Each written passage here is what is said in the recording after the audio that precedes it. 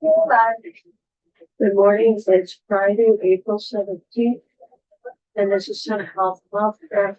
Today we're taking up H657 for the first night, and we're going to hear testimony. Then we'll have a walkthrough a little bit later when our council is available.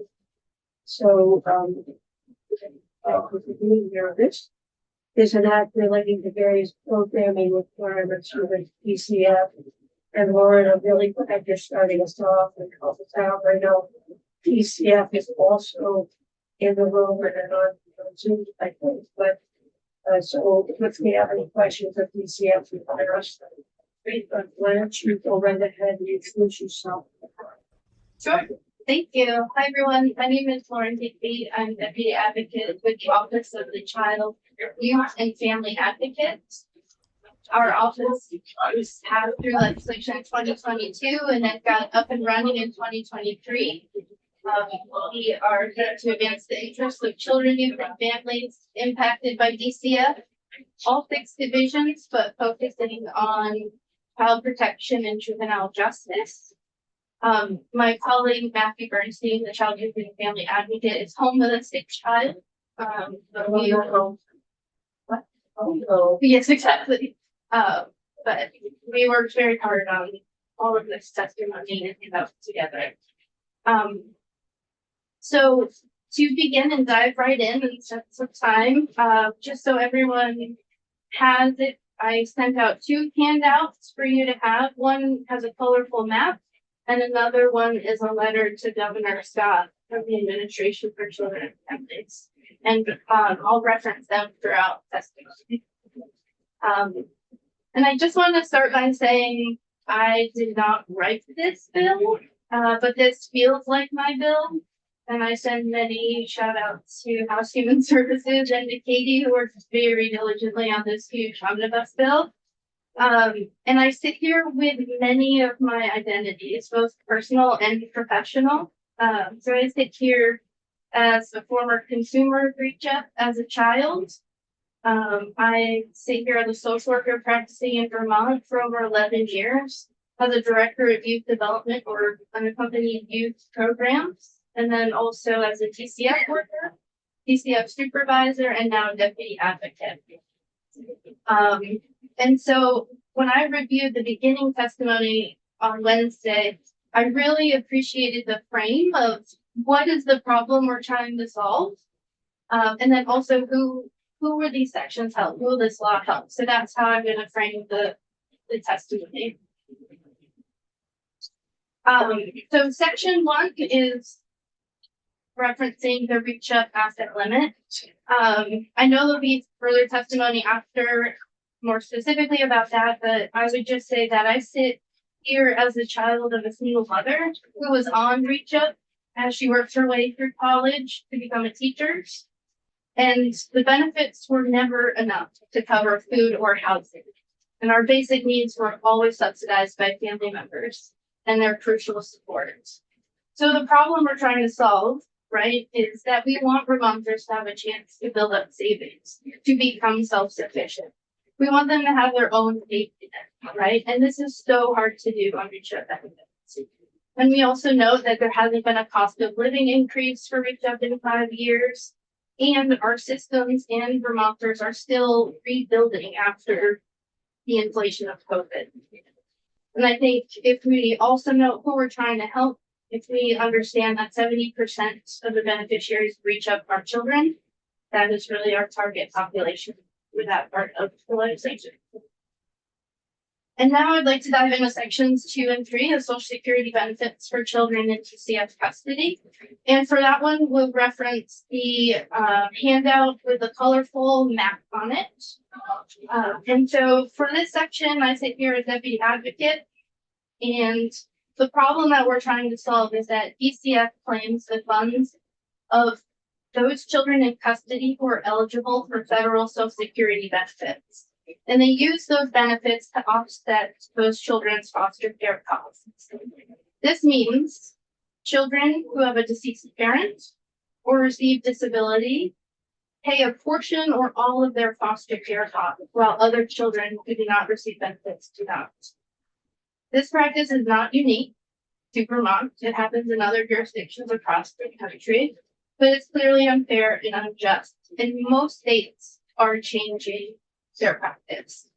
And so the map on your handout really shows that we have our wonderful little orange triangle, which represents 657 current legislation pending to change this practice. And then you can see the sort of teal color is important to note because those states changed their comprehensive reform, meaning they changed the practice of survivor benefits and disability benefits. And the blue is doing partial reform, right? Because the federal government, the Administrator for Children and Families, is really pressing the change for survivor benefits. So I do recognize that those are separate entities. But I also don't want us to solve one unfair practice by creating another unfair practice. So we would advocate for comprehensive reform. And so I think it's also important to understand the scope. So the impact is about 70 to 80 children in foster care who are eligible for either types of Social Security benefits. I say 70 to 80, right? Because the number of children in custody ebbs and flows. And DCF is working really hard to reduce the number of children in custody. And so that number, when we gave a webinar a couple years ago, was in the 80s, and now it's more in the 70s. But they can speak more specifically to where it's at a point in time now. You also have the note from the Joint Fiscal Office that it would take about $700,000 to make their budget whole, if you will, because they're using these Social Security benefits that are children's benefits to pay for foster care. Those benefits will no longer be able to be paying for foster care. So I understand our difficult fiscal situations, but I just want to note that we have the idea of what would be needed, right? And then if you also look at your handout for the letter that was sent to Governor Phil Scott and his administration in December of 2025, that was sent by the Administration for Children and Families directly to him. And this is the administration, federal administration, offering technical assistance, offering templates for executive orders, offering resources for implementation to change this practice, right? So I think also important to note, DCF doesn't have to do this on their own. Other states have done it. The federal government's offering support. And I think this is the nice letter, right? This is the nice nudge of please change your practice. And that was in December. And so I don't know what the next directive will look like. And so I think it's important for us to take the opportunity to implement the changes in a way that will be successful in Vermont before there are more specific instructions come up. And then I also want to note that 2 and 3 also represent a significant compromise by delaying implementation by 2 years. And let that sit there, right? So we're not saying this is happening next year, right? We've already compromised with DCF for children who are receiving Social Security benefits to delay implementation. So I'll start there. I heard a whisper that maybe it's 2027, so please correct if I'm wrong. Okay. Any questions about that? Okay. Okay. Oh, that's not hard yet. That the state is helping to pay for the care of children with children's federal benefits. Is this the proposal to just cut this and check? No. Okay. Yes, that's a great question. Yep, and it's a very it's a very long section in there. There are different mechanisms already existing in the state of Vermont in collaborations with the state treasurer's office and creating an ABLE account or type of trust accounts. Okay. That is not cutting them a check, holds the benefits, but still there's access to use it for what the children's needs are. So you connected with the bonds and all that. I'm not sure. I wouldn't have meant, but I'm not sure. Because I know that they age out. Yes. It's 18 years old and you're all alone. Mm-hmm. May or may not have job training. Yep. May or may not have received Yep. any help with your disability. Yep. The foster system. Yep. So Mm-hmm. is a way to do kids. The question I was asked, is that something these that This is something DCF wants to answer. About the baby bonds? About the mechanism for how the yes? kids will get their. Sure. For the record, my name is Heather McLean and I'm the Revenue Enhancement Director for DCF Family Services. And it's actually my unit that manages the Social Security process for children in foster care. So to answer your question, the most simply, there's two different types of benefits that children in foster care get, as Lauren mentioned. One related to their own disability and one is survivor benefits for disabled or deceased parent. And those have very different rules. And so for SSI, which is based on a child's own disability, they would qualify for an ABLE account, which is a federal account that currently is run through the treasurer's office, that children with SSI, their money will go there. When someone gets survivor benefits, we would have to have another mechanism, and that's something we're still trying to figure out exactly what that would be. Would that sit with the treasurer's office? Would it sit with the state in DCF? We just don't, there's a lot of details we would need to work out. And the 18-year-olds have a large range of maturity That is true. and sometimes intellectual ability. Once they age out with the foster system, and I would also have some concerns about foster families' ability to access that, but I also could understand why maybe in some circumstances they might. I'm just wondering, I mean, I just want to make sure when we do this, we have a system so that children running through the entire legal system saying 18 isn't an adult, the brain isn't developed. Mhm. You know, to make sure that at the age of 18, I don't go out and buy myself a huge gaming system and buy that candy, buy food. And you know, I can chime in on that if yeah, it's helpful. For the record, I'm Marble, I'm the Director of Communications and Legislative Affairs for Family Services Division. I recently was the District Director in St. Johnsbury, running that office, and I sympathize with the example, right? We do have 18-year-olds that age out of the system and choose to not engage with DCF or youth development program after they age out of custody. And there is a significant amount of support that we are willing to provide after the age of 18.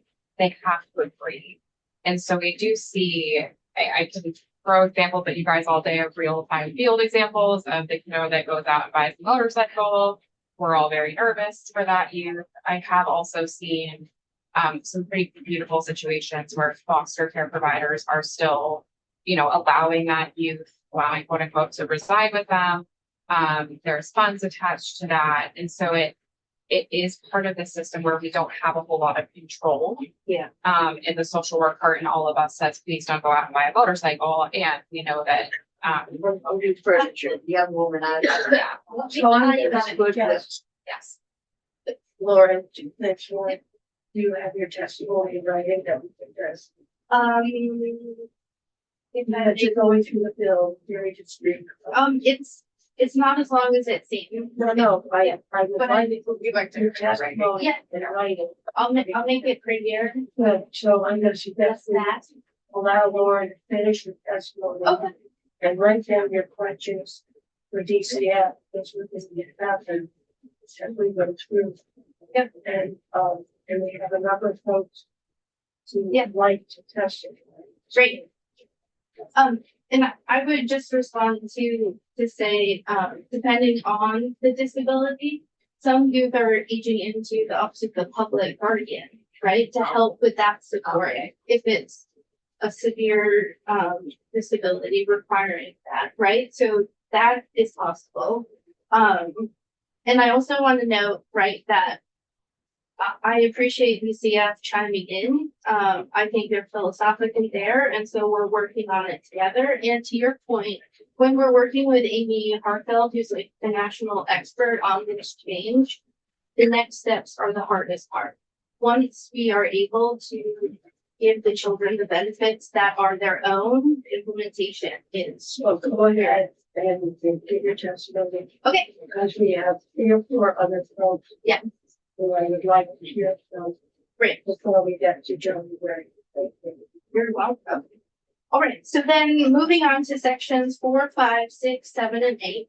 So we get to combine all those and just breeze through quickly. I sit here as the former director of youth development and overseeing 2 youth shelters in Brattleboro and in Bellows Falls. And what we were trying to solve with these sections is that programs serving this population need more tools in their toolbox, right?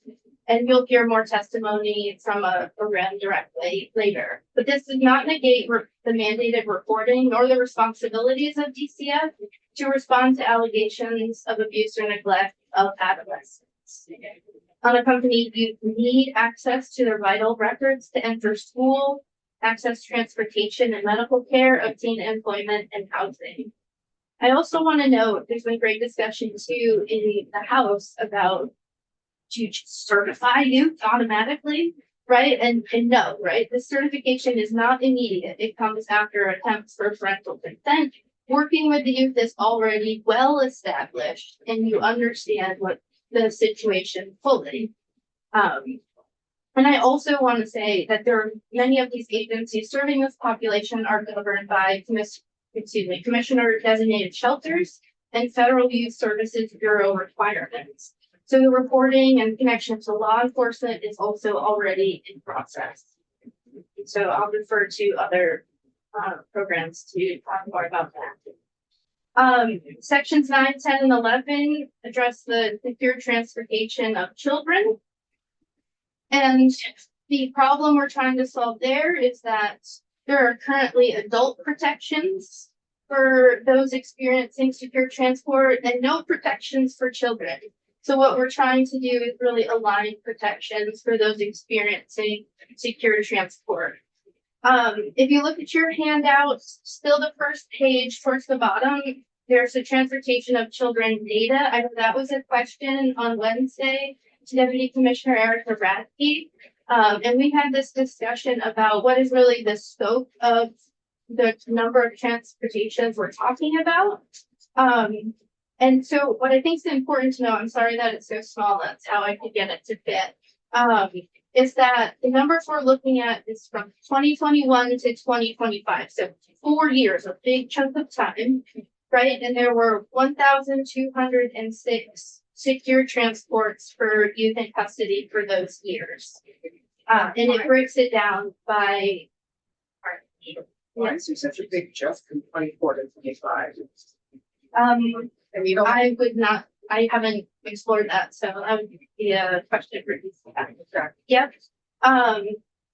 And then you can also look how it's broken down by the types of restraints used per year, looking at anklets, hand and anklets, handcuffs, or waist chains. And so for not applicable, which is the majority, I just want to note, there weren't any mechanical restraints on the children, but they were in the locked car, if you will, right?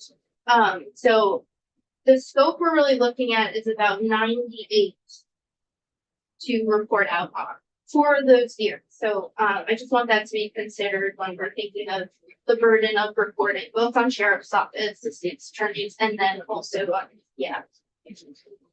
Moving on to sections 12, 13, 14.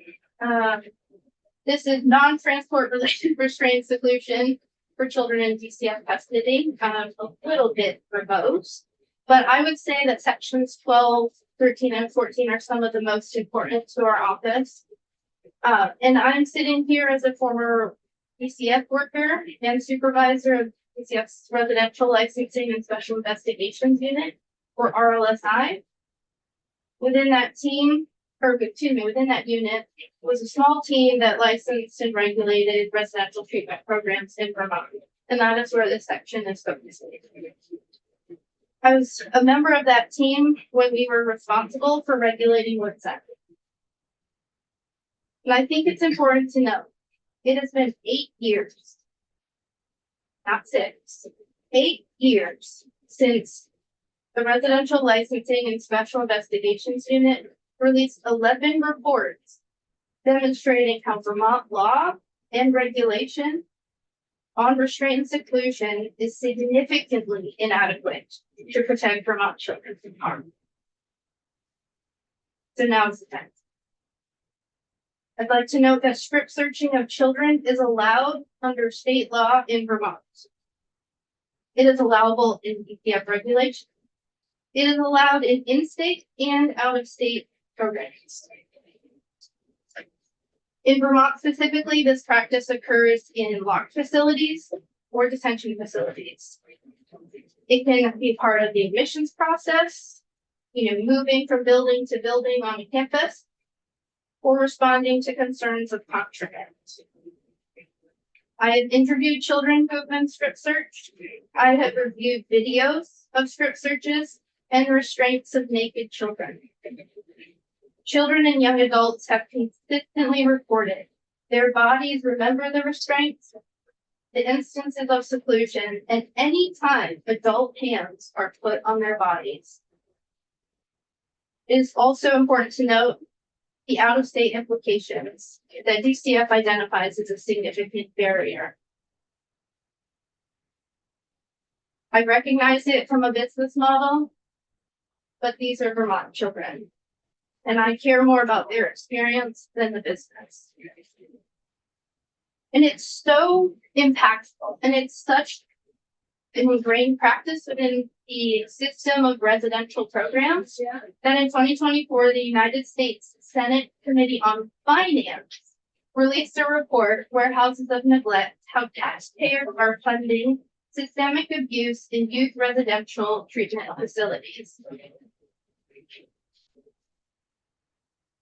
And so on the back side of your handout, I would like to read one of the children's stories that they highlighted. And I'd also offer a trigger warning. This is very difficult to hear and to read. And it starts, another child 817 miles away at Mill Creek Behavioral Health, Acadia, Arkansas, required monitoring for suicidal ideation following multiple suicide attempts. She was regularly strip searched and at least twice subjected to vaginal cavity search. In 2018, the child was restrained by 4 staffers after she refused a strip search. During the restraint, a staffer touched her breasts and made her squat naked in the shower for a forced vaginal cavity search. Even though she endured the indignity of nightly strip searches, staff failed to notice evidence of new self-harm on the child's body, scars and wounds, until Disability Rights Arkansas alerted staff to their existence. Years later, finally out of RTFs, she gave birth to 2 boys. Following an overdose, she lost custody of her sons and 2 months later died by overdose. When I read this, I about fell over because that is a Vermont child.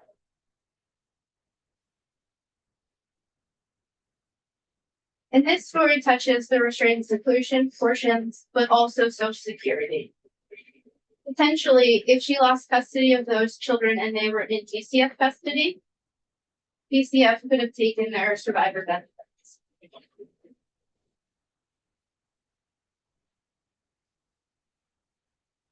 Just for 1 second.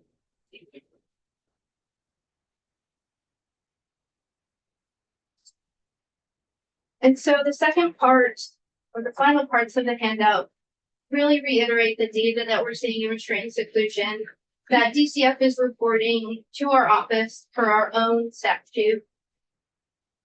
And what I think is also important to note, we can look at some of the data points, or you all can on their own.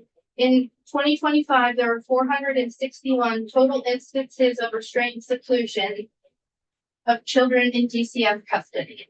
And that is up from 324 in 2024. Really, I'm not assuming that people are, or programs are restraining kids more and more. DCF is improving their reporting system, and so I think that attributes the jump. What we did find that is also specifically important to note, and that relates to this legislation and the need to pass 657, is the high rate of restraint and seclusion instances on children 0 to 10 years old. And we say 0 to 10 years old, that's really just how we could anonymize and then also just group children and youth. And so that is the last part of the handout. So Lauren, I'm gonna ask you to try and wrap up. Yes, I'm nearly done. Yeah. We're already over. Yes. Yep. So I think the only thing that I'll note then specifically about the 0 to 10-year-old cohort, if you will, they represented a disproportionate number of instances of restraint and seclusion and experiencing over 11% of children, but representing 29% of those experiencing restraint and seclusion. For sections 15 and 16, I'm gonna I think we're all done. Yeah, just send your written comments or. Thank you. We can do it on our phones. And I really appreciate Thank you all. what you are bringing to us. Great. Saying. Thank you, Senator. I appreciate it. I appreciate the I opportunity. know how hard you are working with the whole. Yeah. So I know that, so I think that, John is the one who had time constraints, so I think as soon as John gets there, we should put him on. Yeah, he was he here, wasn't he here. was stepped out. So because the floor has some issues, and our ledge council needs to be at the floor at the same time they're here. So this is the protection.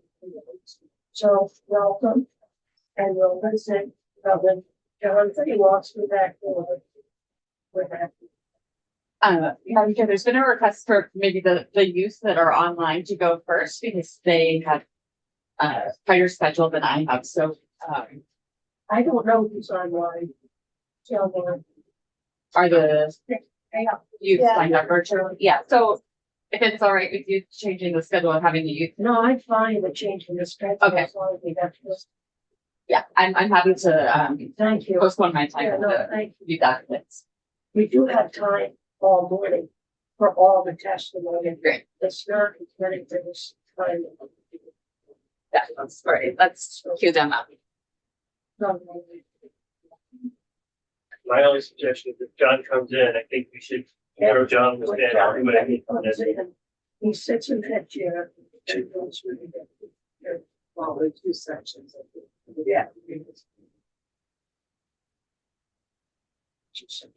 So we have all of it done, that might be great, Well, except those three. yeah, whatever. So, who's up there? Is somebody on the? Yeah, for them. If you're online, you can pop in. Thank you, hi. Hello, thanks for having me today. And thank you for moving around the schedule as well. So my name is Rafaela Abadi. I am a 17-year-old high school junior from Addison County who is a second-year intern with Outright Vermont, and I also serve on the Youth Voice Committee of the Vermont State Youth Council. I'm also a member of Middlebury Teen Center's Board of Directors, where I work directly with young people who are navigating instability, family. Sorry, we have to interrupt because our ledge council just arrived. Can you come back to us in a little bit? Of course, Great, yes. thank you. John, thanks for being there. For sure. I can't talk, so this is my voice. All right. I'm sorry to hear that. I do have a couple of sections, so that Yes, just do her, I guess we'll do next. So I'm John Gray with the Office of Legislative Counsel. I am sorry for the constant rush that swirls around me for some reason. So, It's the floor in the Yeah. house, yes. not yet. We got it. I'm joining the Zoom now. I will screen share with you guys my two sections, which begin on page 2. It's the Social Security benefits for youth and foster care portion of the bill, starting in section 2.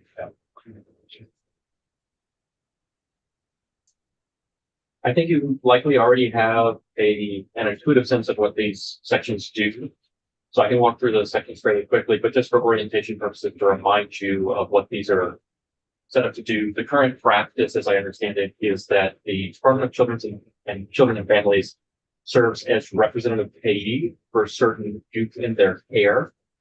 And what that means is that under the Social Security Act, typically benefits go out to beneficiaries, and certain beneficiaries are not deemed competent essentially to manage their benefits. So someone steps in as their representative payee and manages the benefits on their behalf. That's sort of a relatively standard process for children, right? Not automatically sort of competent to manage their own benefits. It is possible to be under 18 and have that capacity.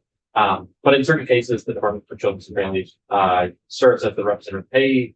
And as I understand it, the current practice is that those funds are used to reimburse families for the care of children in their care. Last year, I believe it was, the federal administration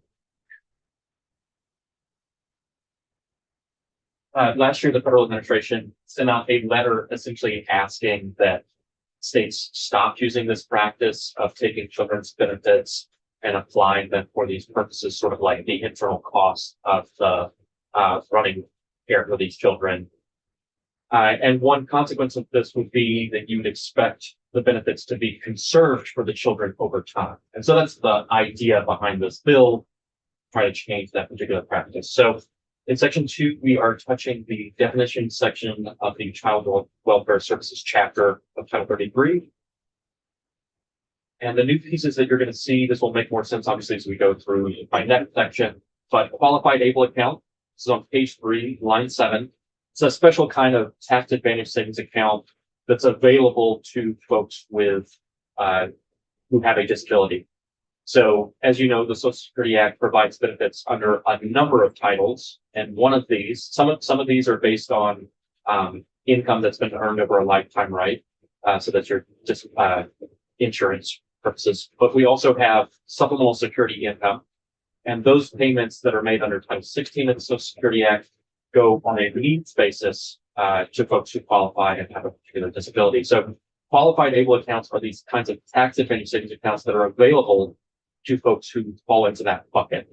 And so that's why this is called out here. If the idea is to conserve funds on behalf of these children, the department may have available to them a particularly advantage account, this qualified able account for children who are qualifying for supplemental security income. So that's why you have this called out here.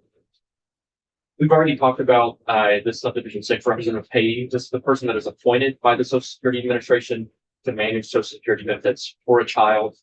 I don't think I need to belabor it, but just know that there's sort of a list of who would step in first as representative payee, and that's something that's noted in the federal administration's letter.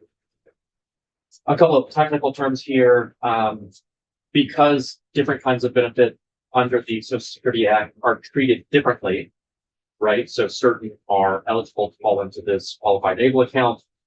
We need to talk about the different kinds of benefits a child can receive in separate ways, just to call out the correct kind of benefit.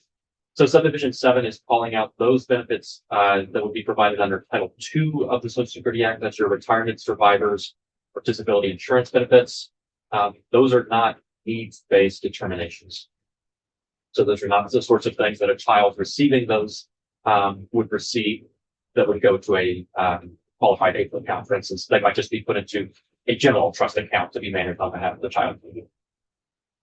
You've got the call out to the Social Security Act if you want to look at the federal reference. Also, if you guys are more broadly interested in exploring, I think this committee is probably familiar with more about the Social Security Act than I am, but there's very helpful handbooks and fact sheets available on the Social Security Administration's website. Subdivision 9 is a Social Security benefits is a broad call out to capture all of the benefits that a child would receive either under Title II or Title 16 for purposes of these provisions.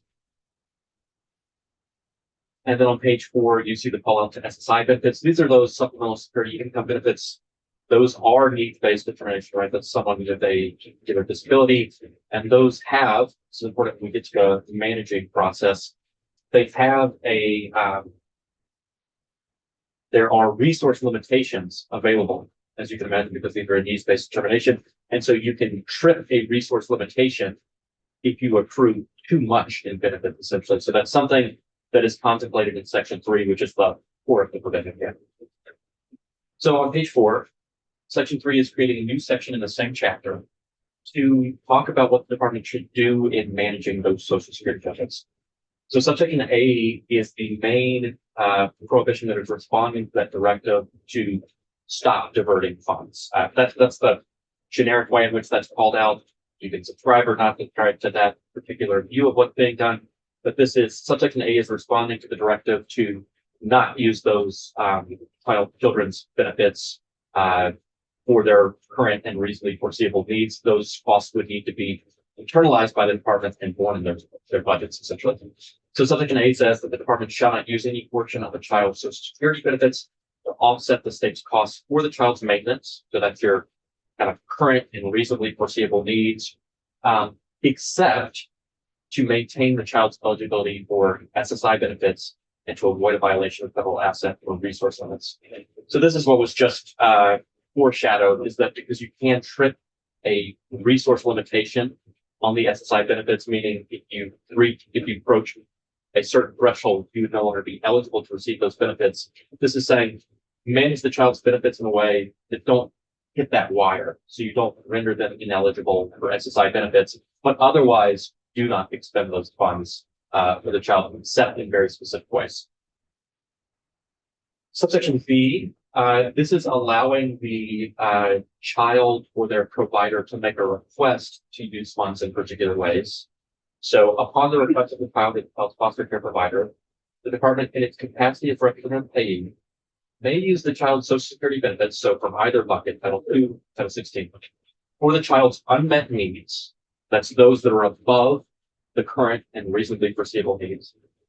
So it may use those benefits for the child's unmet needs beyond the amount that the state is obligated, required, or agrees to pay for the care of the child. So just to give a hypothetical, it's imagine that the child is in foster care and wants to attend a particular class, right? That's sort of above the current and reasonably foreseeable needs. This is saying that the child could make a request to the department to say, do expend these funds for this. I would like to attend this particular class. So A is not trying to establish a broad limitation, complete prohibition against use of those benefits for what the child would like to do. It's just saying that the default should basically be conserve these for the child's future, or if there's a request to use it above their unmet needs that the state is required to provide for, you could do that as well.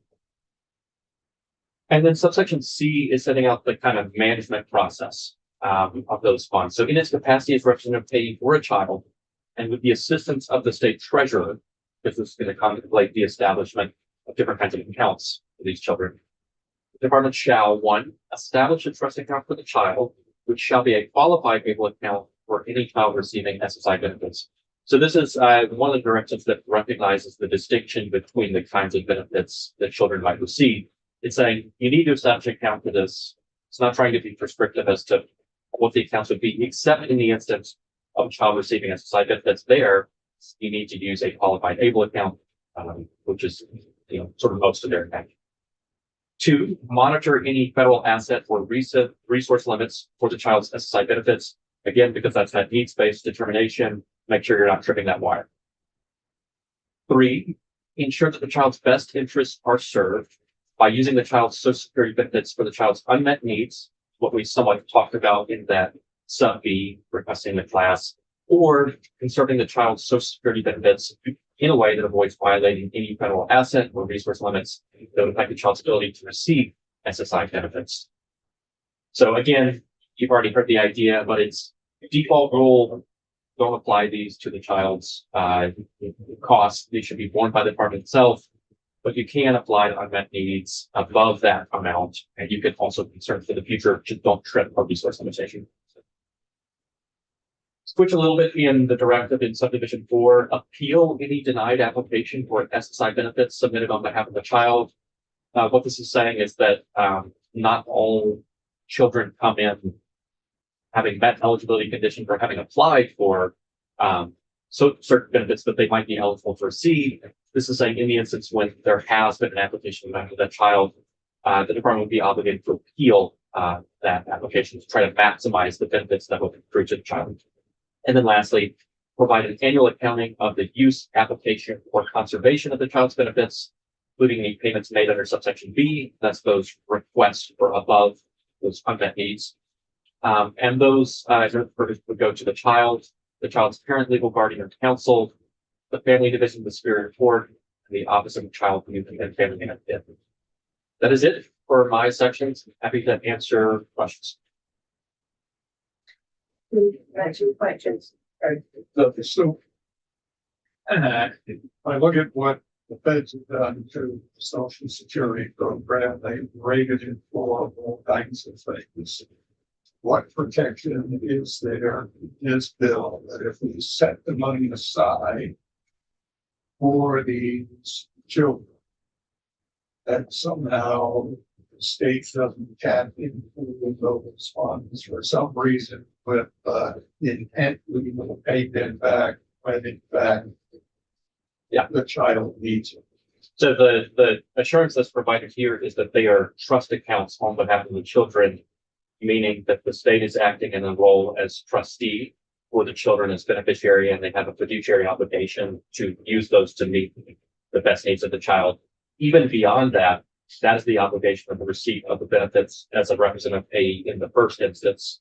And so while I don't know a lot about the process, that is what is required of a representative payee under federal law. So presumably if you are violating your basic requirements to manage the benefits on behalf of the children, there would be a process to address that. But yeah, I think the easy way to address your question is to say that these are trust accounts established for the children. Under section 3C3. Yes.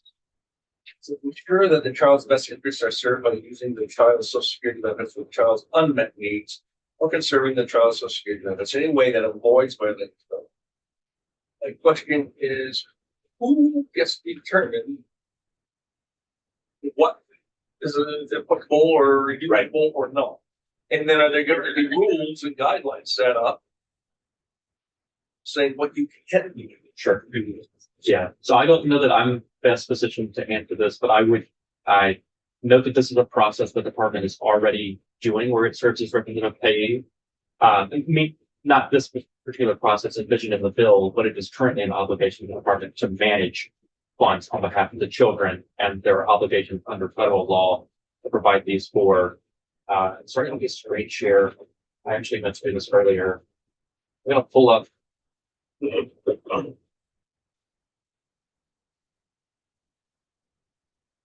can see there is a handbook, the Social Security handbook, and maybe this is helpful to see. This is already set out under federal law, right? So, and you can see the prescriptions as to proper use of funds, spend for the beneficiary's current and reasonably foreseeable needs, or save or invest for the beneficiary. And it speaks to how these can be applied in different other ways. I'm not an expert in this space at all, but there are many existing rules and laws to describe how these are done. Okay, I just didn't want there to be a wide range of what some people say are. Sure. As long as there's something there, some guidelines. Why not? Yes. So I see DCF. And what are you choosing? Yes, I think they will be better in possession to talk about how the actual process works. So there's a distinction between what the department is doing and what the treasurer is doing. Can you give us? Yeah, what you can see in the language is the department, right, would be standing in as the representative payee, so they're the ones essentially managing the funds itself.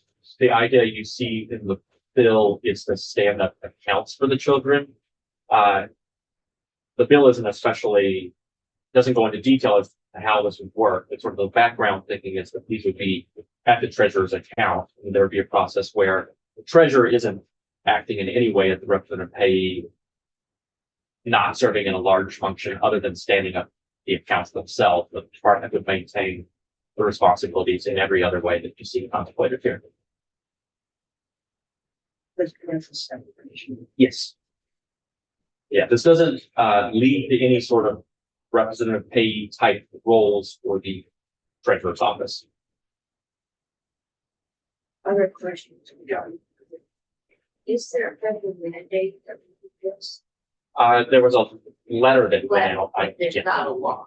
Okay. No, and I started to address this at the beginning. I don't really want to tread into the politics of the situation, but there's sometimes framing around this that what is currently done is illegal. And I do want to be clear, it is not illegal to use benefits. If you think about it, it's actually intuitive what is currently done, applying benefits to the needs of the children, which are provided through the foster care system.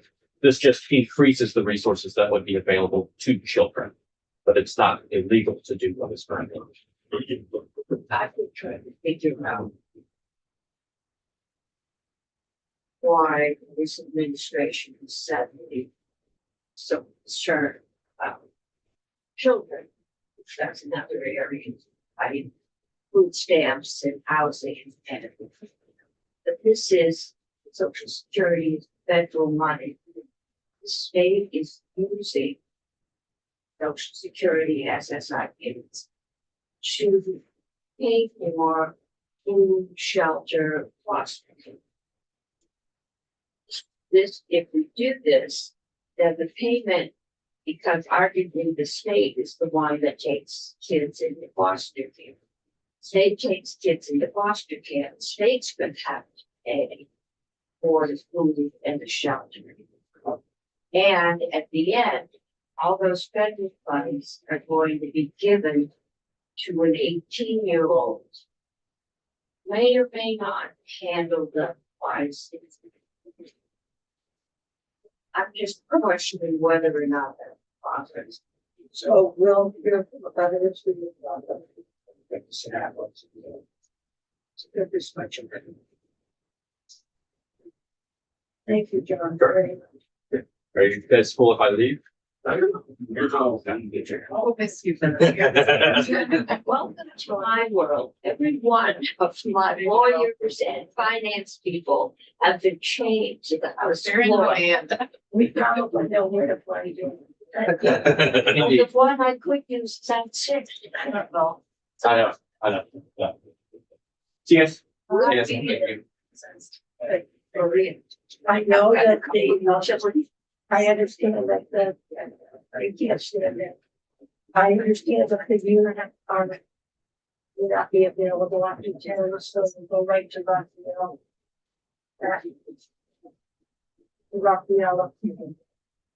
Rafaela, did you hear that? You're up. If you're up there we go. Yes, I did hear that. Wait. Thank you. Okay. Well, my name is Rafaela Body. Again, I am a 17-year-old high school junior from Addison County who is a second-year intern with Outright Vermont and also serves on the Youth Voice Committee of the Vermont State Youth Council. And I am also a member of Middlebury Teen Center's Board of Directors, where I work directly with young people who are navigating instability, family conflict, and housing insecurity. And throughout these roles, I have seen firsthand the results of unaccompanied youth being denied basic autonomy and what they need to stay safe. Because of this, I am in support of H657, a bill that is endorsed by the Vermont State Youth Council. And I am here today in my capacity as an Outright intern. Thank you for allowing me the opportunity to speak with you all today. Within Vermont, many young people are relying on adults who are not present, not supportive, or unsafe. And when youth do not have a stable, reliable caregiver, every barrier can become life-altering. Issues such as accessing medical care, mental health support, or signing a housing document are impossible without a parent or guardian's consent. Young Vermonters will delay care, stay in unsafe situations, or couch surf with adults simply because they lack the legal ability to make decisions for themselves. As you know, Vermont has one of the highest rates of homelessness in the country.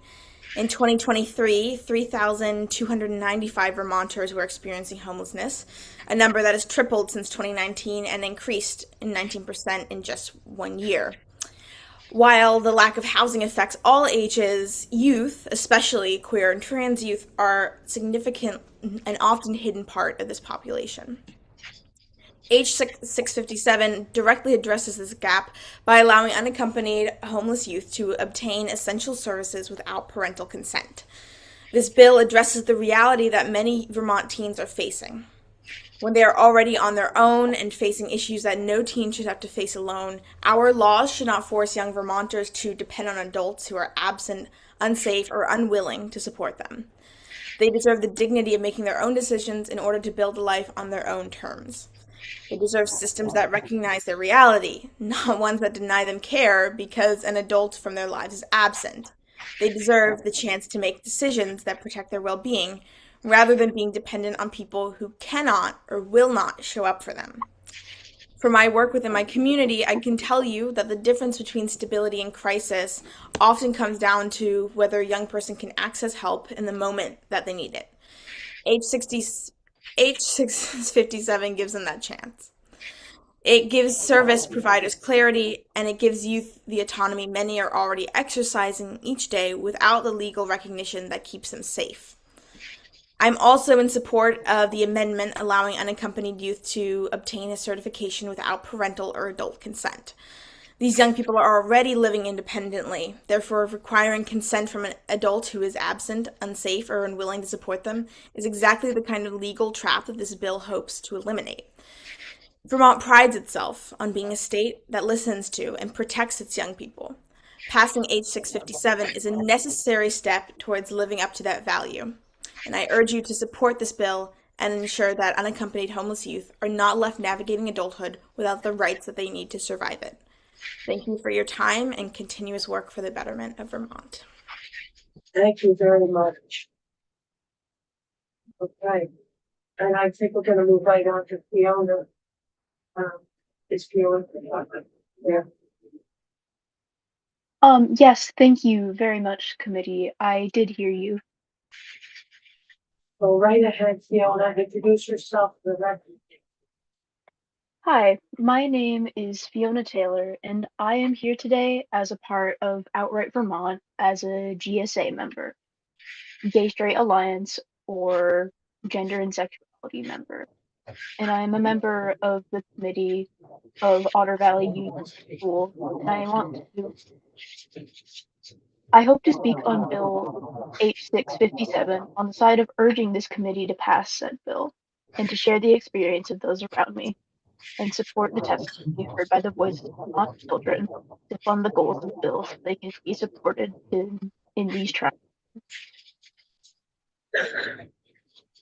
I fall into the category of low-income housing in Addison County with my. As such, I have been lucky enough to never have experienced this directly. Thus, I cannot directly speak upon it.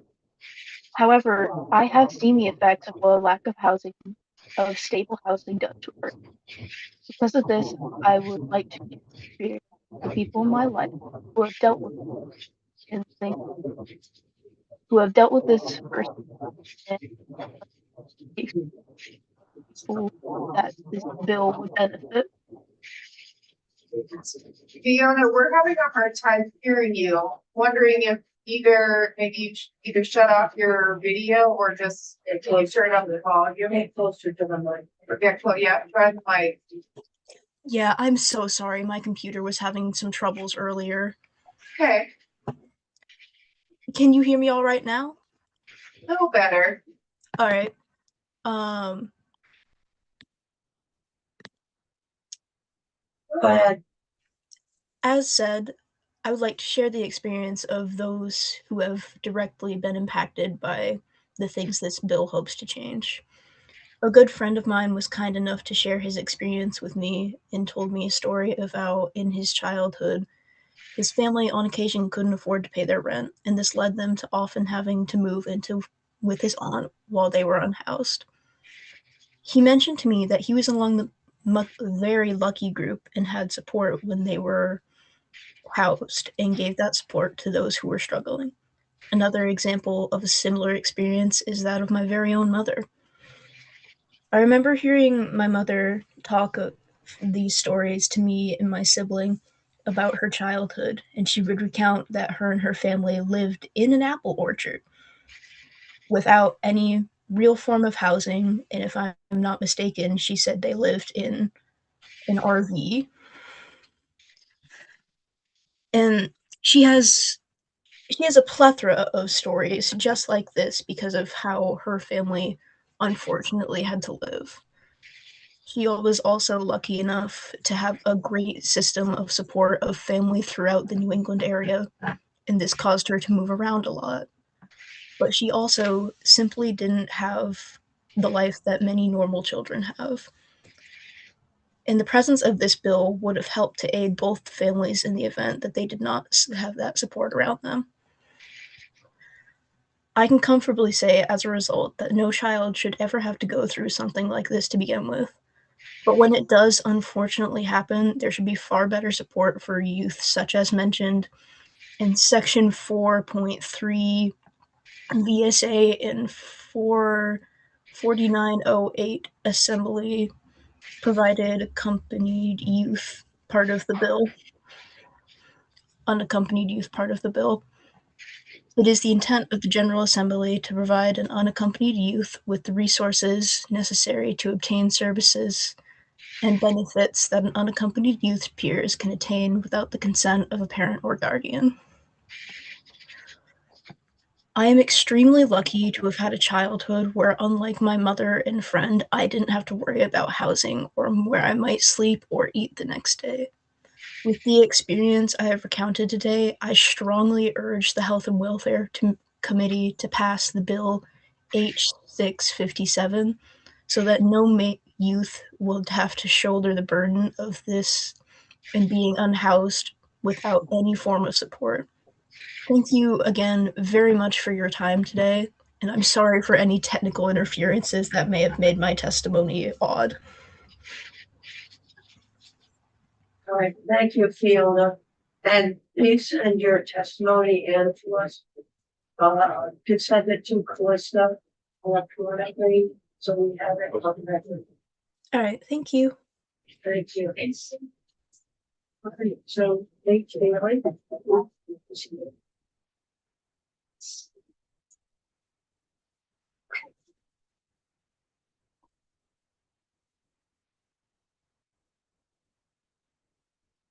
Thank you so much for having me.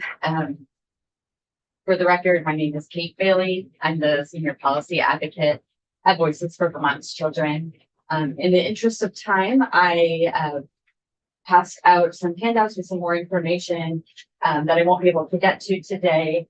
And Voices for Vermont's Children was established in 1983, and we promote public policy that enhances the lives of children in Vermont.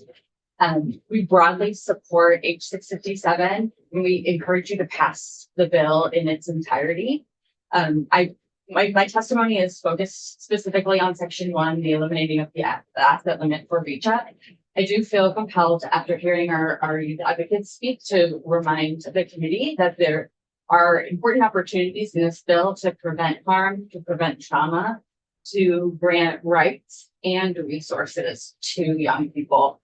And rights and physical safety and emotional safety is incredibly important, but children, when they are 18, when they are edging out of the system, need resources. I understand the challenges and the hypotheticals we talked about this morning, but I don't think the solution to that is for folks to age out of the foster system with $0 in their bank.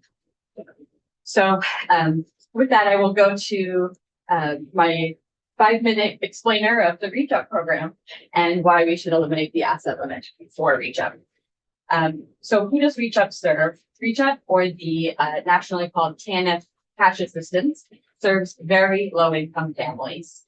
70% of beneficiaries are children in Vermont. The maximum allowed monthly benefit for a household of 3 is between $850 and $880 a month, which is less than 40% of the federal poverty level. The state's testimony suggested that a family whose financial situation had changed to the degree that they were no longer experiencing genuine financial hardship might remain enrolled in Reach Up if the asset limit was removed. This does not withstand reasonable scrutiny. The Reach Up program rules span 92 pages. They lay out a wide array of eligibility conditions, such as requiring a regular contact with case managers to track progress on a family development plan. And the rules currently count lump sums as income, not as assets. Participants are subject to significant oversight and control. This is not a condition that people choose if they have other options. The administration also suggested that by eliminating the asset limit, people could get Reach Up during short stints between employments. Reach Up already has a number of rules which encourage or require people to explore other resources of support first, including unemployment insurance benefits. For example, a first-year starting teacher with $44,000 salary would be eligible for $700 a week unemployment insurance benefits. That is significantly more than the $850 a month Reach Up benefit.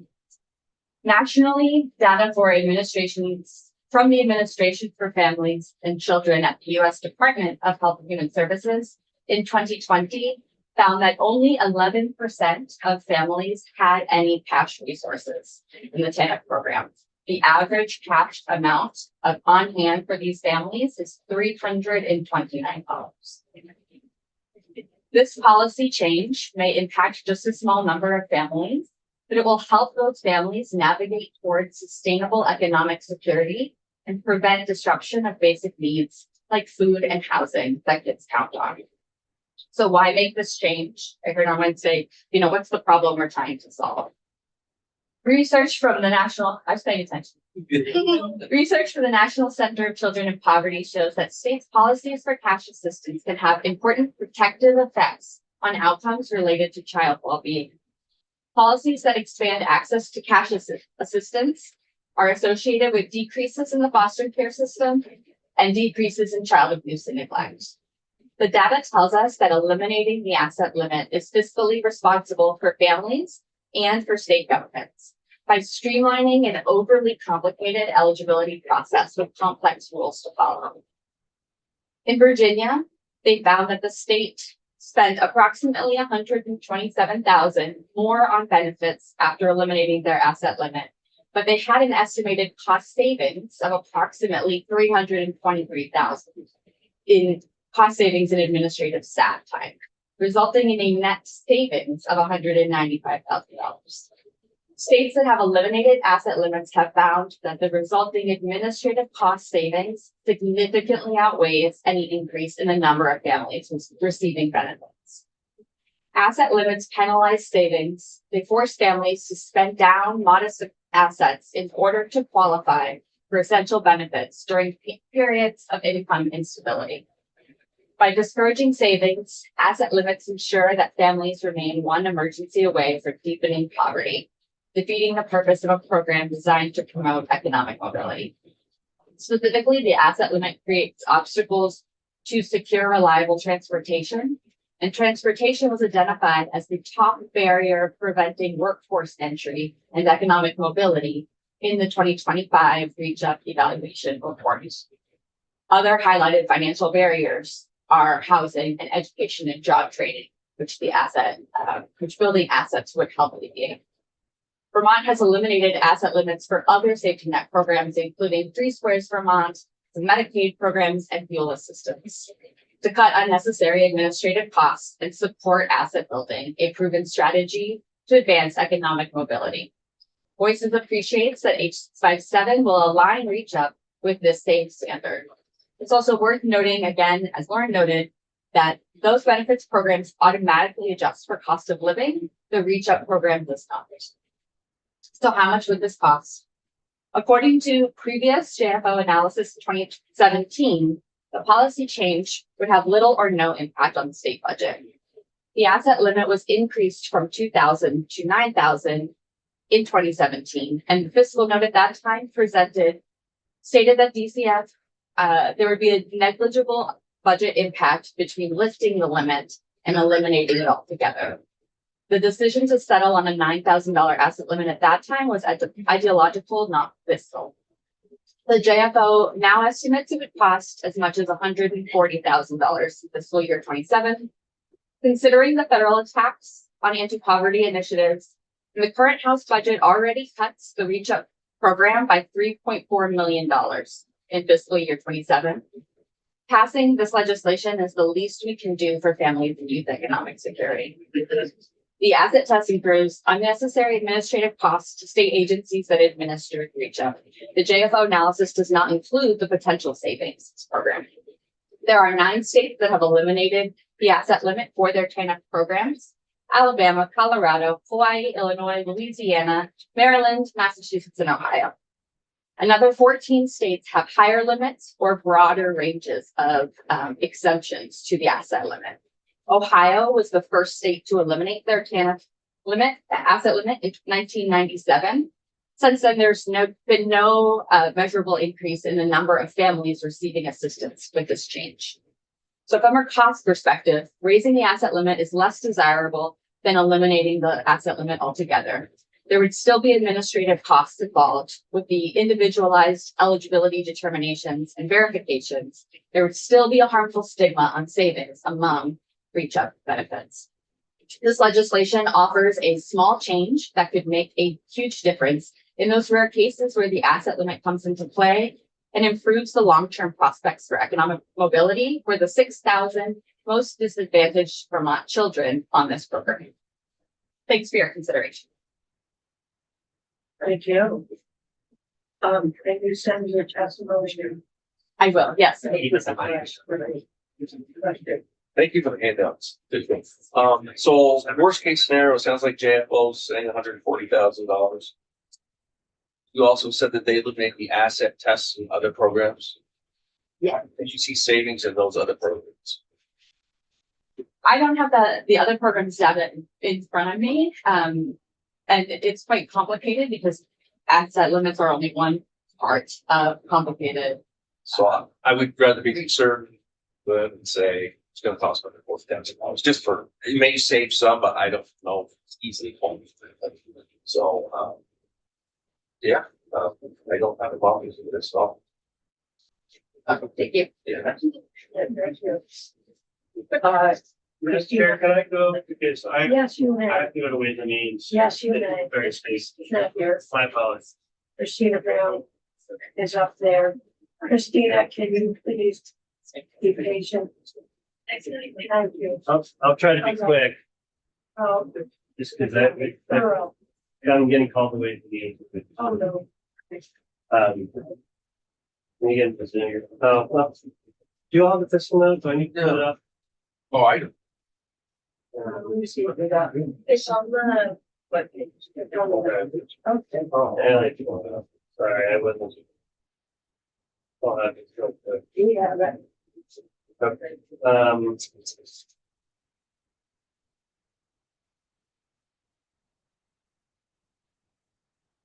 I'm sorry to jump in. No, don't be sorry at all.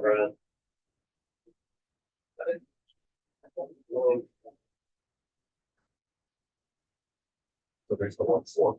Okay. Yeah, I'll talk about that. All right, let's go.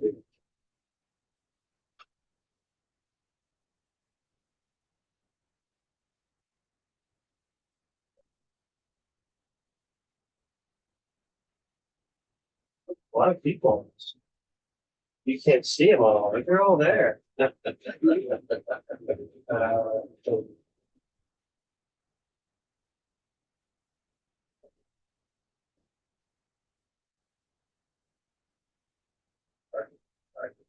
There. For the record, Roll 91, joint fiscal office, I'm putting my fiscal note up.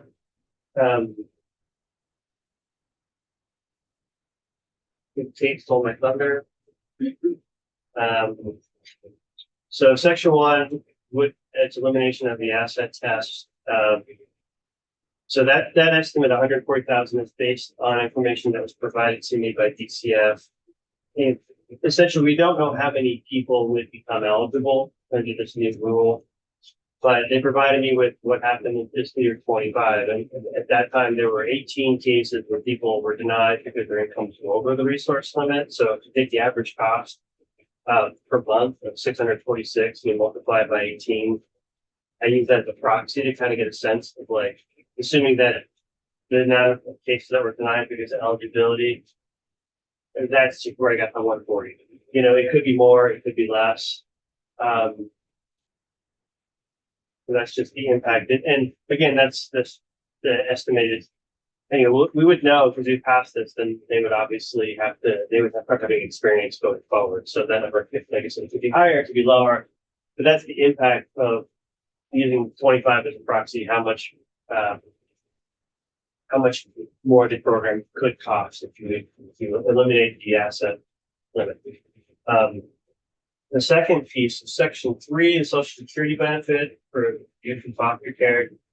So basically, I think that they explained it well. Right now, that money, DCF is taking that money, and they're using that money to pay for the program.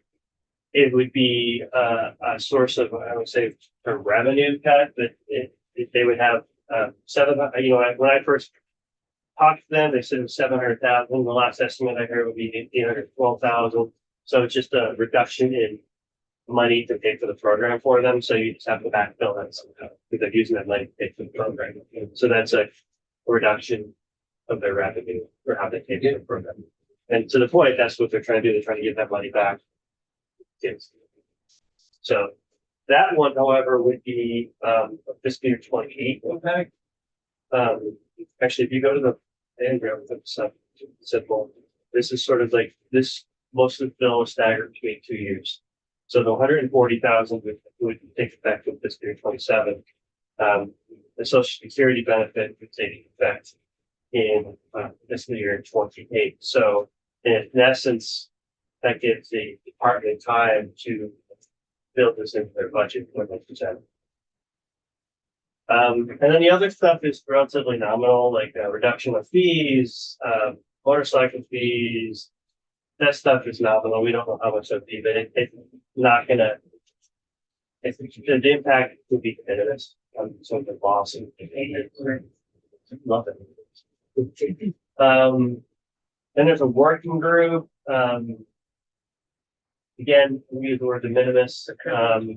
This folks, the like under 32 BSA 1010 allows people to receive PMs if it's not done within the scope of their work. Not a lot of people can be captured within the budget of the department. And then the same thing for the prenatal family working group. Same thing there. Folks are eligible for PMs. Again, it's de minimis. To Brady's credit, I did have to work de minimis and be pushed. So I always like people with he likes the de minimis. I'm glad it brings joy. We have a new one, non-de minimis. Oh, non-de minimis. How about non? So this is non-de minimis.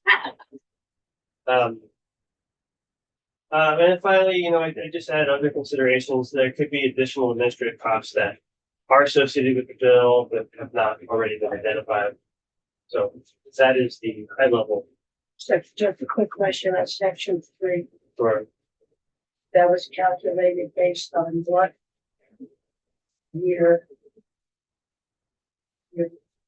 So that's what DCF says that they would, the amount of money that they would have to pay out or provide. It would no longer, so it's that number from DCF. Yeah. Okay. Because they can no longer assume it as part of their budget revenue. But To compensate so for that's based on what, looking at this, where did you base that? How did you discover it? Anyone from DCF know? Yes, Miranda Gray is actually on the Zoom and I'm not sure if she's in or not, but she could speak to the economic services. But can we put a pin in that and have her answer that? That's all I need is Okay. just to know how it was. Okay. developed. The other piece, and I skipped over it, is DCF also was told me that they would need additional FTE to implement the requirements around appeals and denied applications. They said it would be based on assuming it would be a pay grade 24. Again, in wages and benefits, they're saying they would need a full-time position, which would be about $124,000 annualized. Again, that would be a 28 issue. So you don't have to budget it in this budget, but just know that if you pass this bill, you're requiring DCF to either A, their budget will either include this, or B, their budget will specifically exclude this. But it's not, it's a 28 issue, but you're committing to it. Or to someone else. No, in the appropriation bill that came over to the Senate, was the $840,000 included in The 140 was, they did account for it in the 800 or 700 or 800, whatever, that's 7 on my thing.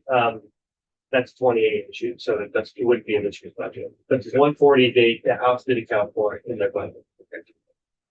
Like you, when they pass the bill, they have to account for it in the budget. Thank you.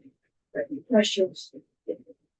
Okay, and so you heard the question about the 700,000 for DCF. Sorry, you want the question. She wants to know- 100,000 for Victoria. Just want to know how you guys calculated it. How are you So- guys, or 800 now, whatever. So that is specific, so that's related to the social security benefits, and that is based on actual analysis of the benefits that we have received versus the cost that we have paid for cost of years. I just want to know how we got here. Oh, I'm sorry. Is it for 1 year? Annually. Can we look at that annual expenditure or now over the past couple of years? Yep. Yes. Thank you.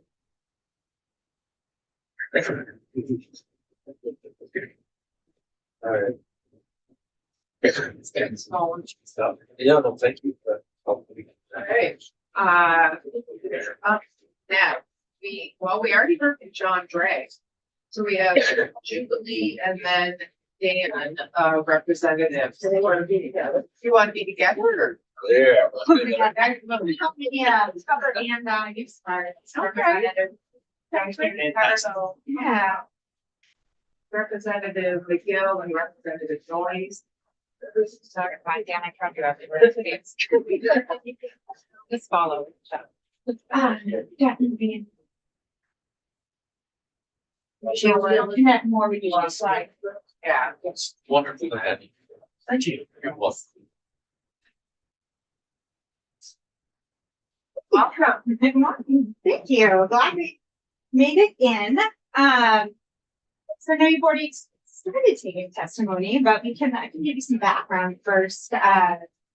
Last summer and fall, my chair, Representative Wood, gave Rep. Donahue and I some off session homework. We have noticed that on our wall, and in a lot of the testimony we were hearing, a lot of just this overarching theme that youth are really struggling to transition out of our systems. So we just kind of had a general, Wait, I need to stop you with apologies. I don't think Christina Brown has testified. We interrupted her testimony earlier. So I'm going to suggest you stay right where you are. okay, yeah, sure. And we ask Christina to. Okay, I don't get to watch your. Thank you, Christina, for your patience. Thanks so much. Good morning. Thank you for the opportunity to speak today. My name is Christina Brown. I'm the Chief Program Officer at Spectrum Youth and Family Services. For those who aren't familiar with our work at Spectrum, we serve over 1,300 youth each year between the ages of 12 and 30 years old with services that focus on prevention and intervention, life skills, and basic needs. We provide crisis stabilization, employment coaching, outpatient mental health and substance use counseling, mentoring, affinity spaces, food and material resources, and housing stabilization services, including up to 30 beds for youth experiencing homelessness in Chittenden County and an additional 10 in Franklin County. Many of the youth that we see coming through our shelter programs have been in state custody at some point in their lives, and we see and hear from them directly the ways in which these early experiences of systems involvement have lasting effects on their mental health, stability, and sense of autonomy. Spectrum staff will work tirelessly alongside these youth to ensure that their experiences of homelessness are brief and non-recurring. And we often find ourselves questioning what interventions could have been applied sooner to prevent these young people from exiting state custody and entering homelessness. H657 helps to answer that question. Unaccompanied minors who are able to consent to their own access to services and resources that they desperately need in the moment that they seek them will be less likely to need those services long term. In 2019, DCF approached Spectrum to start what is called the COMPASS program. This is a case management program intended to serve youth ages 12 to 23 who are in need of stabilization services. One goal of this program is to prevent youth from entering DCF custody. We provided this service to youth and families in Chittenden County for several years before expanding to also serve Franklin County. Often, COMPASS clinicians encounter youth in need of crisis stabilization support, but whose guardian is absent or otherwise unable to engage with service providers' outreach, despite the significant time and effort dedicated to making these connections. It is rare that a guardian is unwilling to consent to their child accessing our services. It is much more common that the guardian is struggling to engage to the degree necessary to provide consent. These youth are on the cusp of receiving sometimes truly life-saving care, and these clinicians are left in a position of weighing the degree of risk if this young person is left unserved. H657 creates a pathway to care and resources for some of our most vulnerable community members. By bridging those connections early and with their agency intact, youth are able to build networks of support that can prevent them from experiencing long-term homelessness into adulthood.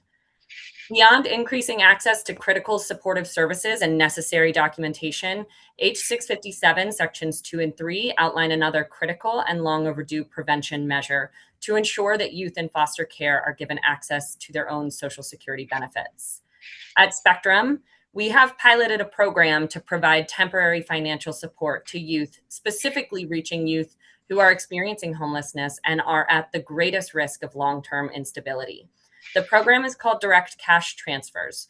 It was developed over several years, drawing on research from Chapin Hall, a policy research center focused on child welfare based out of the University of Chicago. Through our Direct Cash Transfer program, we provide a cohort of youth $1,500 a month for 18 months. Since launching the program, we have witnessed these funds go towards building a credit history, covering a down payment on a car, paying off debts, moving costs to live closer to family, and rent for their own apartments. Youth in these programs report more financial, mental health, and housing stability, increased hopefulness about their future, and a greater ability to make progress towards their goals. For youth exiting foster care, access to their Social Security benefits can be the difference between stability and long-term experiences of homelessness. It is incumbent upon the state of Vermont to pass H657 and ensure that these benefits be protected for our community's most vulnerable youth, and that their autonomy be preserved in accessing these funds for their transition into adulthood. As a shelter operator, I am focused on how we can intervene to make sure that youth homelessness is rare, brief, and non-recurring, and how we can prevent youth from entering our shelters in the first place. I see young people every day come through our shelter programs who have no identifying documents, no money, and no natural supports to lean on.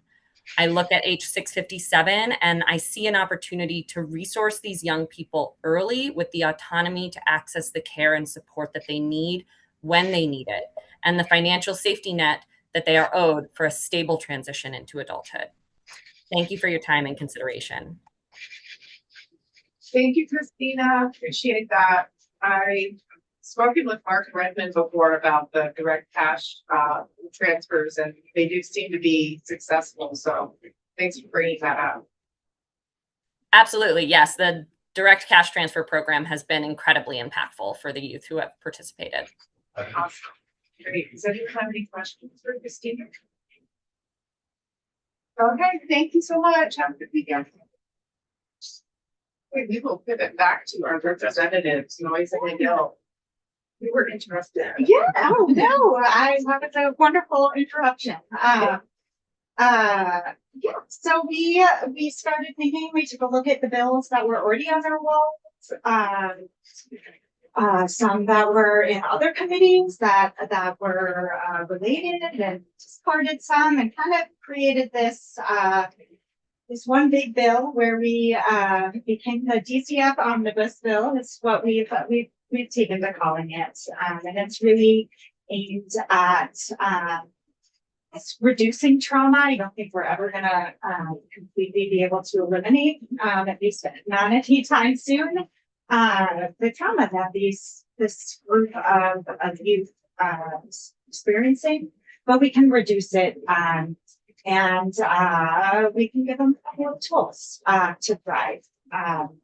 So we can go over the main parts, and then we can kind of, yeah, so there's the reach up asset limit, which you just heard about, social security benefits for youth in foster care.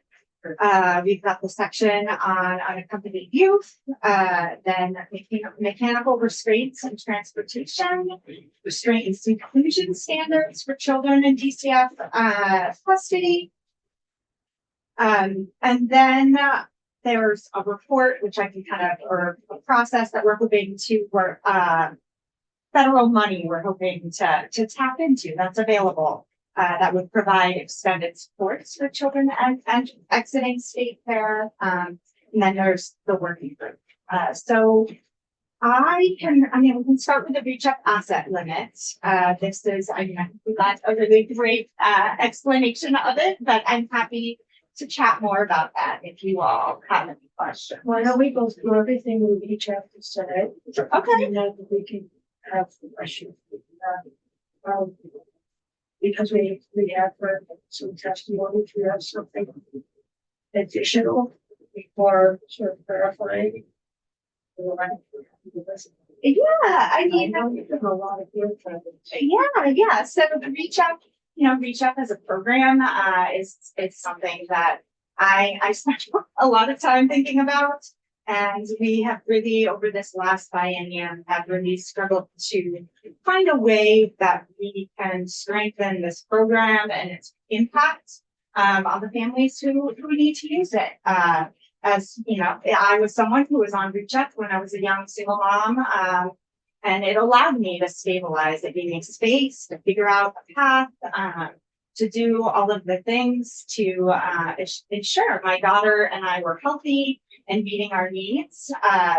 So, we've looked at a few different things, and this just seemed like a simple way to make some progress on that, while also simplifying the administrative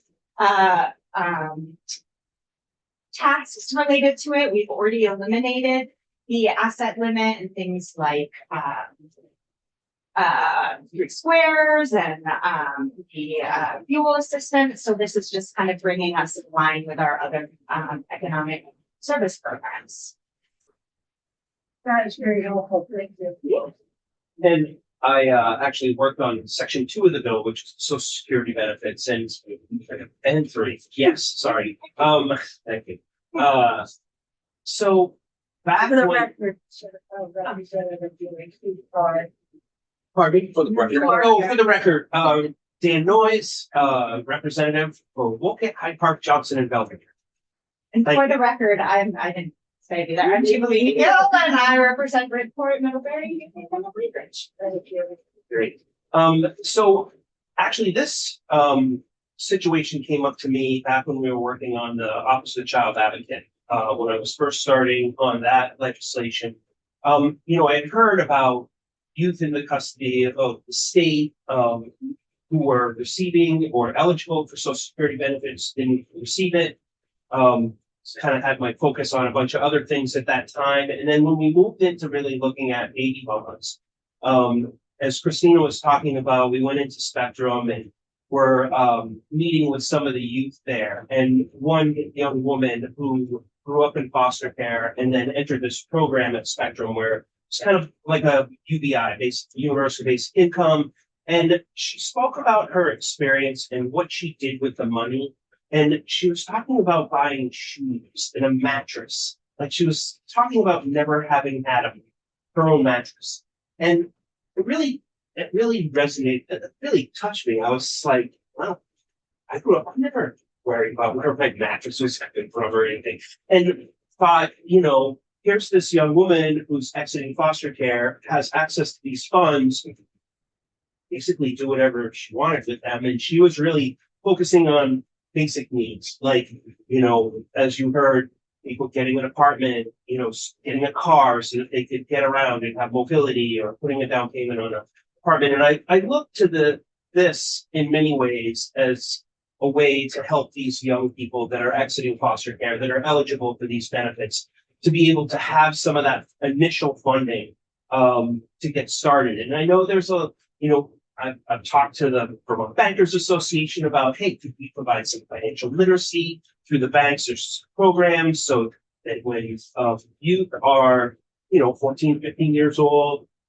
moving through the foster care system, is there a way that we could provide some financial literacy? And I talked to the treasurer about that, and as well as Vermont Bankers. And Vermont Bankers was like, there's tons of programs for this, and we would love to partner and help these children. So I think there are some resources out there, and by putting this extension on the time frame, I think it really does give us an opportunity to kind of flesh out some of the ways to make sure we set these children up so that when they receive this money, maybe they got some basic financial literacy that they can fall back on. So, I looked at, I put this bill in a couple of years ago, and I put it in again.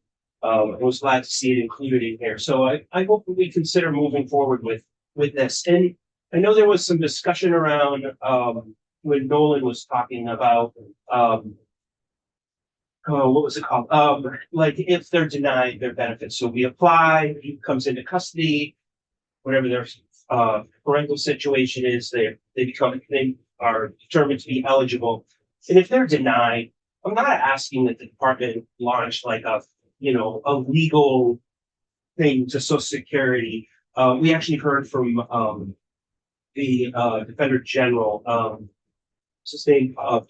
Marshall Hall. And he was like, yeah, just bring them to me. I'm interested in helping out with this. I think it's more on the appeals, like, was there a mistake in the paperwork? Is it something that could be, just corrected? I'm not saying like launch a, full legal appeal to Social Security. That's probably a little more than the department has capacity for. And if I think a lot of these are probably pretty, once you get through the paperwork, it's either yes or no, as long as the paper is done correctly. If there's a no because of who knows what the extenuating circumstances are, probably work it out with legal aid on that. So I'll just leave it at that, and happy to answer any questions. I think this would be a really good thing for children exiting. Also, just have a comment, your comment on economic literacy. Yeah. I think that applies not just to Boston children. I think it applies Wouldn't that be great? across the board. Those kids come out, they have no idea how to do a budget, how to plan. Yeah. How to even write a check, because they had no experience or weren't taught how to do those things. Yeah. So I think that's an excellent comment. I just want to say it really needs to go across the board. Couldn't agree more. And there are programs these banks have. They're interested in that as well. From when I talked to the Vermont Bankers Association, they were like, "Oh yeah, we got that." Financial literacy was a big deal. Yeah, for sure. And you could, statewide graduation requirements, you can have financial literacy. And you've got to be able to write a check and Yeah. balance a check. Right. Or be online and go. Very soon, the Ed bill is now in all your Any of your kids have a checkbook? Not anymore. I don't think so.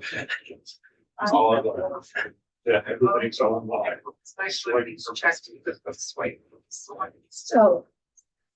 Um, Else for you to say. Yeah, I can jump in. The section 4-8 is the unaccompanied youth. I think a lot of people, when they first hear this concept, are like, wow, this is pretty radical.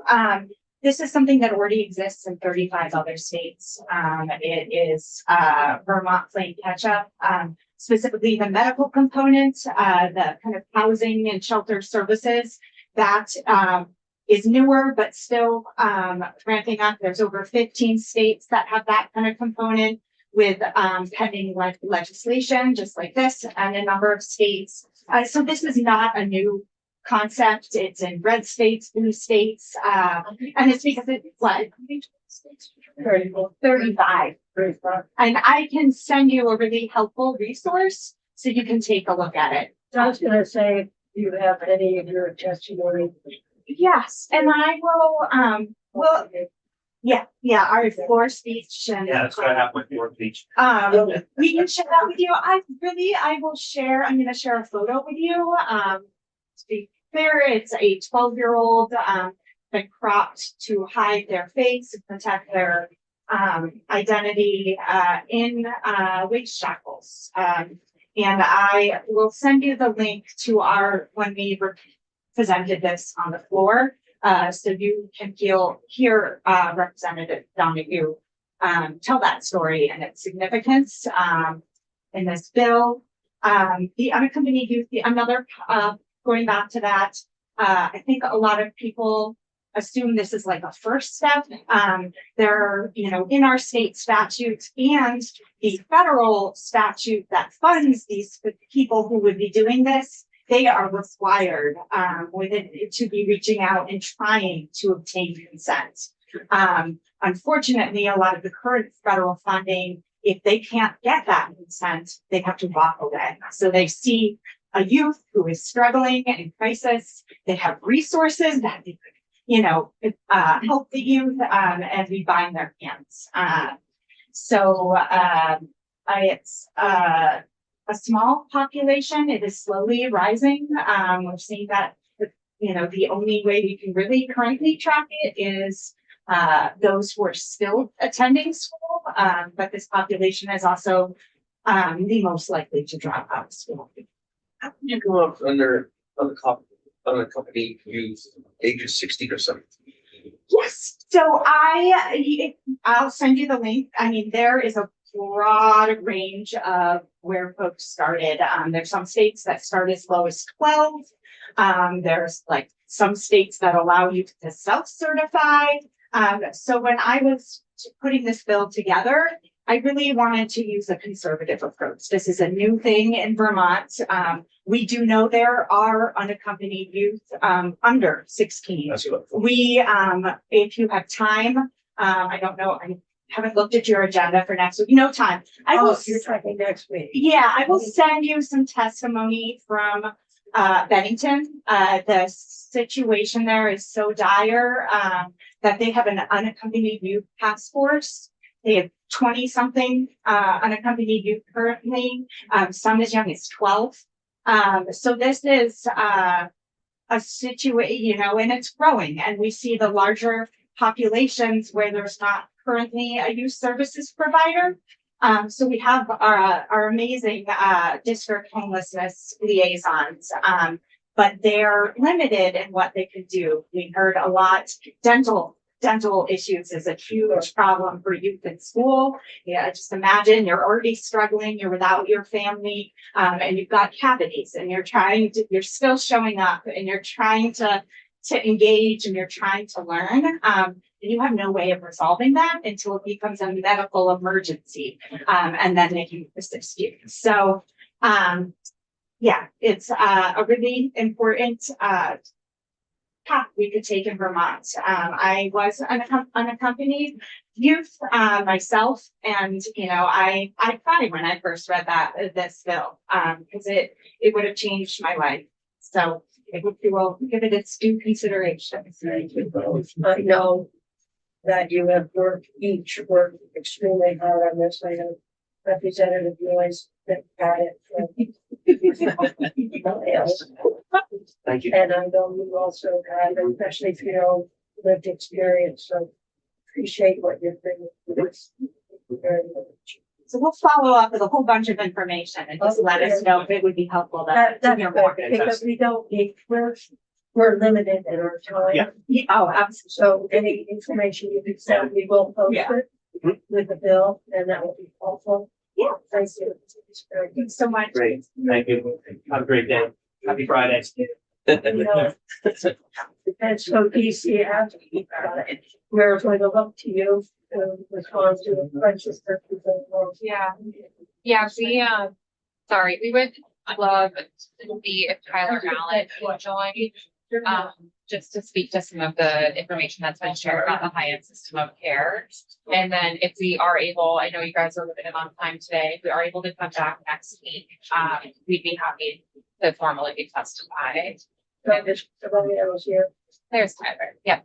Did you want to make a comment before we end for the day on this bill? And move on. I would be happy to return. I would happy to make a brief comment. I know there was quite a bit of reaction to some of the conversation regarding a specific piece of practice with regard to residential placements and the practice of strip searching. I did want to offer some reassurance to the committee that strip searching is a practice that can only occur in one facility in Vermont, which is the Red Clover facility, which is a secure facility. And also that it has never been conducted there. It's a practice that would be only reserved for the most extreme circumstances. The only other environment that could have a strip search would be under the direction of a medical doctor. So that would be in a psychiatric hospital or a hospital level of care. So I just wanted to make folks aware that this is a very, very rare practice. We haven't seen it in a very long time. And the only circumstance that any program would ever conduct some form of strip search would be if there was an extreme circumstance where the safety of a resident, a youth, or others was kind of imminently, at risk. So it's not a commonplace practice, and we were hesitant to push back on a all-out ban at all because it is not the practice that we do. But there are circumstances where there may be circumstances where to provide for safety, such a practice might happen at a secure facility. Thank you for that. That's very helpful. Then we will, as we go forward, it'll be helpful to have you come back as we go through the bill. Of course, I'd be glad to come back. Good. So we're gonna move away from 6:57 and on to 6:11. I'm gonna suggest we take a 5-minute break before we do that. And we'll be back at 5:11.